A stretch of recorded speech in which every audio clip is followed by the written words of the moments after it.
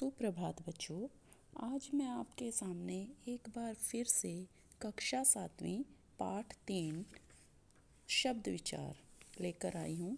कल जो हमने किया था वो हमारा आधा हुआ था।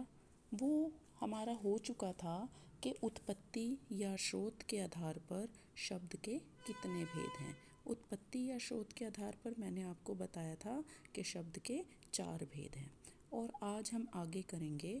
उसके बाद आज हम करेंगे रचना के आधार पर शब्द के कितने भेद हैं। तो आओ बच्चों, मैं आपको समझाती हूँ रचना के आधार पर शब्द के कितने भेद हैं। रचना के आधार पर शब्द के 3 भेद हैं। रूढ़ शब्द, उसके बाद यौगिक शब्द और उसके बाद हैं हमारे योग रूढ़ शब्द। अब आपको समझना ये है कि रूढ़ शब्द होता क्या है। हम किसे कहेंगे कि ये शब्द रूढ़ है या नहीं है। वे शब्द जो 2 शब्दों के मेल से नहीं बनते तथा जिसके टुकड़े करने पर कोई अंक नहीं निकलता, कोई अर्थ नहीं निकलता, उन्हें रूढ़ शब्द कहते हैं। देखो बेटे, वैसे तो आपको पता ही है कि जो 2 शब्दों के मेल से नहीं बनते और जिसके टुकड़े करने पर उनका कोई भी मतलब नहीं निकलता, कोई भी उसका मीनिंग नहीं निकलता, वो हमारे क्या होते हैं, वो हमारे रूढ़ शब्द होते हैं। जैसे कि पत्र, पेड़। ठीक है, तो इसमें क्या है, अगर मान लो आप पत्र को अलग अलग भी कर दोगे, मान लो आपने प अलग कर दिया, त्र अलग कर दिया, तो प का कोई अलग से मीनिंग नहीं निकला, त्र का कोई अलग से मीनिंग नहीं निकला, है ना। तो वो दोनों हमारे लिए यूज़लेस हो गए, वो बेकार हो गए। लेकिन अगर हम पत्र इसको इकट्ठा करते हैं तो हमारा एक इसका अर्थ निकलता है कि पत्र का मतलब होता है चिट्ठी या खत। ठीक है, तो ये हमारा रूढ़ शब्द हो गया। इसके आप और भी उदाहरण देख सकते हैं जो मैंने आपको नीचे बताए हुए हैं। उसके बाद दूसरे नंबर पर हमारा आ जाता है यौगिक शब्द। यौगिक का मतलब होता है जोड़, योग, 2 वर्णों का, 2 शब्दों का जोड़।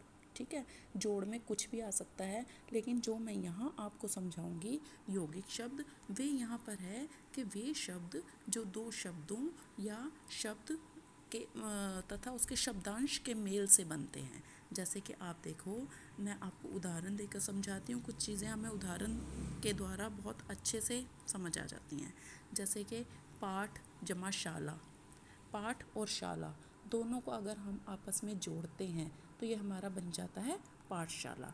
अब पाठशाला को अलग अलग करके देखो, जैसे हमने पाठ को अलग किया और शाला को अलग किया। पाठ का मतलब होता है जहाँ पर जो पाठ होता है, कोई चैप्टर होता है, कोई अध्याय होता है।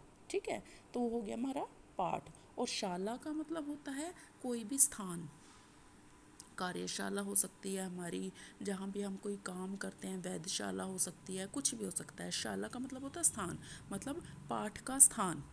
ठीक है, तो इसलिए पाठ का भी एक अलग से अर्थ निकल रहा है और शाला का भी अलग से अर्थ निकल रहा है। और जब इन 2 शब्दों को आपस में जोड़ दिया गया वो पाठशाला बन गया।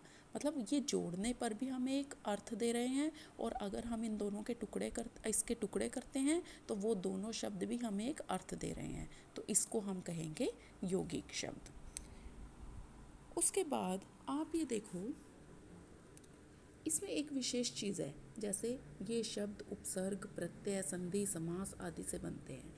अब जो यौगिक शब्द होते हैं वो किससे बनते हैं, वो शब्द उपसर्ग, प्रत्यय, संधि, समास, इन सब चीज़ों से बनते हैं। अब हमारा आगे जो इसका तीसरा प्रकार है वो है योग रूढ़ शब्द। योग रूढ़ शब्द क्या होते हैं, वे शब्द जो 2 शब्दों के मेल से बनकर कोई विशेष अर्थ देते हैं, उन्हें योग रूढ़ शब्द कहते हैं। अब इसमें मैं एक छोटी सी बात आपको बताती हूँ। जैसे कि मैं आपको कह देती हूँ कि लंबोदर। ठीक है, लंबा है उदर जिसका। अब आप सोचो कि लंबा उदर किसका है, गणेश जी का है। ठीक है, तो हमारे पास इस चीज़ का एक विशेष अर्थ आ गया, एक कोई विशेष नाम आ गया।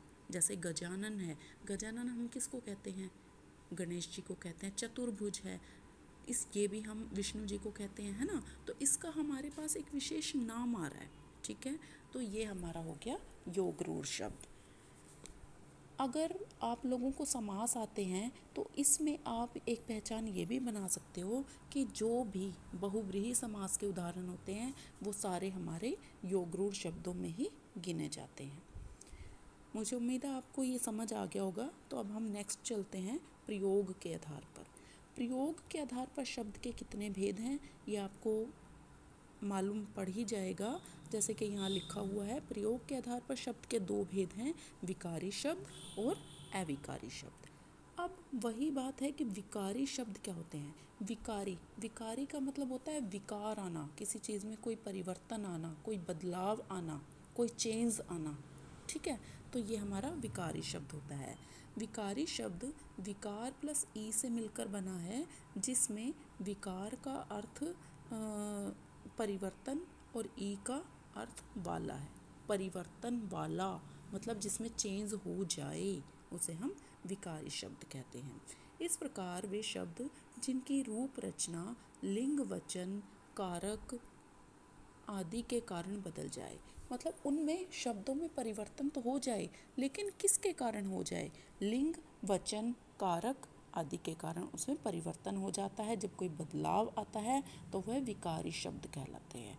और ये शब्द जो है विकारी शब्द, ये 4 प्रकार के होते हैं। जैसे आपने पीछे पढ़ भी लिया था, संज्ञा, सर्वनाम, विशेषण और क्रिया। ठीक है, विकारी शब्दों के बारे में आपको पता चला। अब हम आगे देखेंगे अविकारी शब्द। अविकारी शब्द का मतलब होता है विकारी का बिल्कुल अपोजिट। विकारी में बदलाव आता है, चेंज आता है, ठीक है, परिवर्तन आता है, लेकिन जो अविकारी शब्द होते हैं उसमें कुछ भी परिवर्तन नहीं आता। जैसे ये देखो, अविकारी शब्द ए प्लस विकार प्लस ई के मेल से बना है, जिसका अर्थ है जिसमें कोई परिवर्तन ना हो। अविकारी, जैसे आप वाक्यांश के लिए एक शब्द भी पढ़ते हो, विलोम शब्द भी पढ़ते हो, उसमें जैसे विश्वास, अविश्वास। विश्वास का मतलब किसी पे विश्वास करना और अविश्वास किसी पे विश्वास नहीं करना। इसी तरह से विकारी जिसमें परिवर्तन हो और अविकारी जिसमें कोई भी परिवर्तन ना हो। कोई परिवर्तन नहीं होता वो अविकारी शब्द होते हैं, और ये भी 4 हैं। जैसे क्रिया विशेषण, आपको मैंने ये यहाँ पर दिखाया हुआ है। क्रिया विशेषण, संबंध बोधक, समुच्चय बोधक और विस्मयादि बोधक। इसमें कुछ विशेष भी है, वो हम देखते हैं। कुछ विद्वान निपात क्या होता है, ही, भी, तक, तो, ये सारे ये निपात के उदाहरण होते हैं। इनको अविकारी शब्द मानते हैं और कुछ नहीं मानते हैं। अगले पाठों में विकारी और अविकारी शब्दों के भेदों को विस्तार से बताया जाएगा। अब आप ये देखो, निपात क्या होता है। वैसे तो बहुत ही आसान है, मैं थोड़ा सा आपको हिंट दे देती हूँ। जैसे कोई भी उदाहरण हम देते हैं, जैसे तुम्हें आना ही पड़ेगा, यानी यहाँ पर जो मैंने ज़्यादा जोर दिया है ही पे दिया है ना। तुम्हें भी जाना पड़ेगा, भी पे दिया है। तो वाक्य में जिस शब्द के ऊपर हम बहुत ज़्यादा जोर देते हैं तो वो निपात होता है। उसके बाद है अर्थ के आधार पर शब्द 2 प्रकार के होते हैं। अब हमने बहुत सारे शब्द पढ़े हैं कि प्रयोग के आधार पर कौन से होते हैं, रचना के आधार पर कौन से होते हैं। ठीक है, अब हमारा आ गया अर्थ के आधार पर शब्दों के कितने भेद हैं। अर्थ के आधार पर शब्द के 2 भेद हैं, सार्थक शब्द और निरर्थक शब्द। अब देखो, आपको इसके पढ़ने से ही पता चल गया। सार्थक शब्द, सार्थक शब्द क्या होते हैं, जिनका कोई एक विशेष अर्थ होता है। सार्थक मतलब अर्थ के साथ, अर्थ सहित, वो हो गए हमारे सार्थक शब्द। और निरर्थक शब्द क्या होते हैं, जो बेकार शब्द, अर्थहीन शब्द, जिनका कोई अर्थ नहीं होता, वो निरर्थक शब्द हो जाते हैं। ठीक है, तो ये हमारे सार्थक और निरर्थक शब्द हो गए। सार्थक शब्द जैसे कि हम कुछ भी बोल देते हैं, जल, रोटी, पानी, कपड़ा, नहाना, धोना, कुछ भी, जो भी शब्द हम यूज़ करते हैं अपनी लाइफ में प्रयोग करते हैं। उसके बाद है निरर्थक शब्द।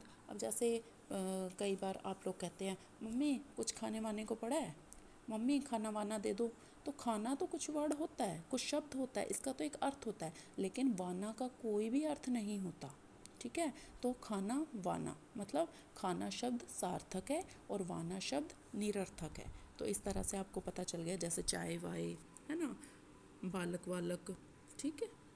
ये दुकान वुकान रोटी शोटी, इस तरह से जो भी इस तरह के शब्द हम प्रयोग करते हैं वो हमारे कौन से शब्द हो जाते हैं, वो हमारे निरर्थक शब्द हो जाते हैं।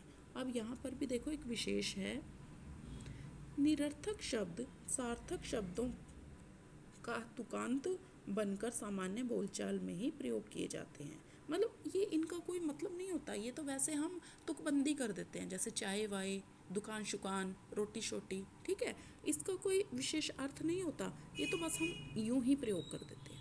ठीक है बेटे, तो आज ये हमारा था शब्द विचार। आज हमारा ये पाठ पूरा हुआ और मुझे उम्मीद है कि आपको सबको समझ आ गया होगा। लेकिन अगर इसके अलावा भी कोई कहीं आपको समझने में कोई भी समस्या होती है तो आप मुझे एक बार दोबारा से बताएंगे, मैं आपको फिर से एक बार समझा दूँगी। धन्यवाद, आपका दिन शुभ हो।